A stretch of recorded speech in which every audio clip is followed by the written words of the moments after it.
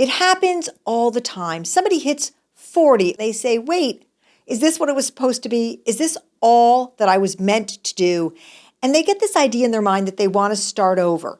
And then what happens is they start thinking of all the reasons why they can't start over, but there's still that voice in the back of their head saying, you really have to reinvent. You have to start over. This can't be all there is. And good news, you can start over at 40. You actually can start over until you can't anymore, if you know what I mean. All right, let's talk about what gets in the way of people starting over, because people are called to do it and then they don't. There's 4 big reasons. And then let's talk about a roadmap for how you can start over at any age, and bringing into special consideration you doing it when you're a little bit on the older side, although 40, by the way, is quite young. All right, here are the 4 reasons that people typically find not to start over, even though there's something really calling them. And I call them the 4 horsemen of values destruction. The first one is expectations. Nobody wants you to change jobs.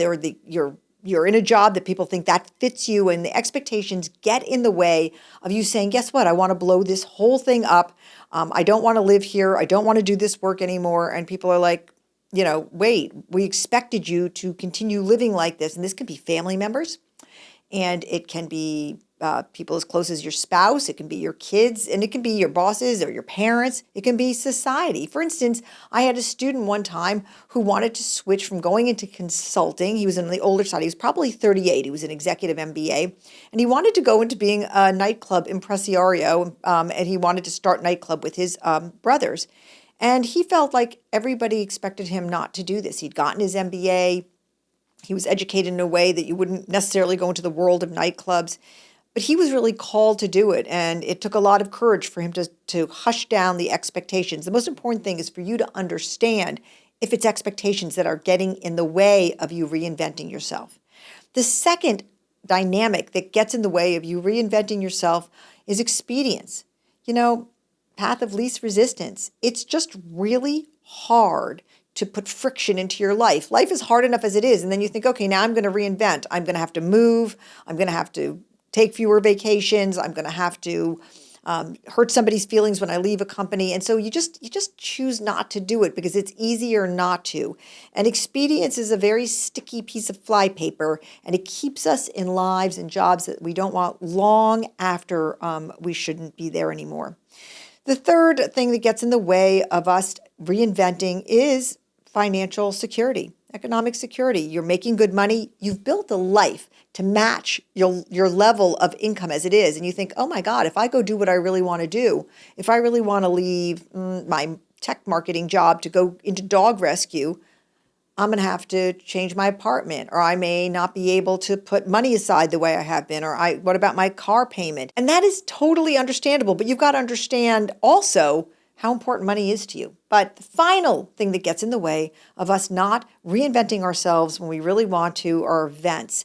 Events kind of draw us away from our true sense of self. Somebody gets sick, we get sick. We have a spouse who needs us at home, or there are a bunch of different things that can get in the way of us living our dream lives of reinvention, and we let these events take over. And so those 4 things get in the way so often of us reinventing ourselves into the people that we think we should be and the people that we really want to be. Well, what is the antidote, especially when you're 40 and these kinds of dynamics have kind of built up a wall around you, the expectations, the expedience, the events, economic security, and you're sort of inside the bunker with all of those things around you. How do you break out? How do you start that reinvention process? Well, this is actually what Becoming You is all about. It's a system of reinvention that I teach at NYU Stern School of Business, and it's been used by thousands of people at this point, many of them who have reinvented their lives with it. And Becoming You says that your purpose, the place where you should reinvent yourself towards, lies at the intersection of your values, your deeply held beliefs, your aptitudes, your hard wiring, and finally, your economically viable interests, that work that's calling you emotionally and intellectually. These are 3 big data sets. What I'm going to describe to you, it's not a hack. It's not easy. You can't snap your fingers and make it happen. This is hard work, but it's worth it. In fact, it's so worth it, I want to say, that I've never met a single person in my work, and this is what I do for a living. I've never met a single person who's gone through the hard work of reinventing themselves. First step is figuring out what your values are. This used to be harder than it is now. It used to be hard because there were a lot of different tests that came at it in a lot of different ways. Now it's pretty simple. You can just take the values bridge. It's a 100-question test. I actually developed it at Becoming You Labs with great data scientists and developers. It's very high efficacy, 92%. You answer these 100 questions and you find out what your values are, rank ordered. That matters. You'll find out what matters to you most. Is it money? Is it family? Is it community? Is it changing the world? Is it having an exciting life? There's 15 values. You need to find out what yours are. You can't just ask yourself, what are my values, and have the answers fall out of the sky. This is really tough stuff, and a lot of things get in the way of us hearing our inner voice about our values. The second thing you've got to figure out are what your aptitudes are. You know, if you were to pick up a pen with your dominant hand and write your name, you would know that you were born to do that. You would know that you were wired to write with your left or right hand. But if you were to switch the pen into your non-dominant hand and try to write your name, you would say, oh, that feels really hard. Well, guess what? Work is like that too. Your brain is wired to do certain jobs and wired not to do certain jobs. You should be a generalist or a specialist. Most people are not both. Most 90% of people are one or the other. Some people are brainstormers and some people are concentrated focusers. And people who are concentrated focusers, they sort of lay one idea a year, should not be in jobs that require you to be coming up with ideas constantly. You have got to find out what your natural aptitudes are and find work that's aligned with that. And you can do that with testing. Lots of aptitude tests online, many of them free. And finally, you probably know, if you are interested in reinvention, you know what kind of work is calling you intellectually or emotionally. And that is part of this also. You should look at the intersection of your values, your aptitudes, and what's calling you intellectually and emotionally. There's your purpose. And then it's time to plot the roadmap there. And this takes you imagining, where should I be in 2 years? Where should I be in 5 years? And where should I be in 7 years? After that, you gotta, life will change enough that you probably can't see that far out beyond that because the world changes. But it's not going to happen unless you do this kind of plotting. Like, if I want to get to this place, where do I have to be in 2 years? Now, I want to tell you, along the way, you're going to hit roadblocks. Reinvention's never easy. In fact, reinvention is always harder than you think it's going to be. And so you're going to hit rough places. You're going to reach moments where you think, wait, why am I doing this? This is much harder than I thought.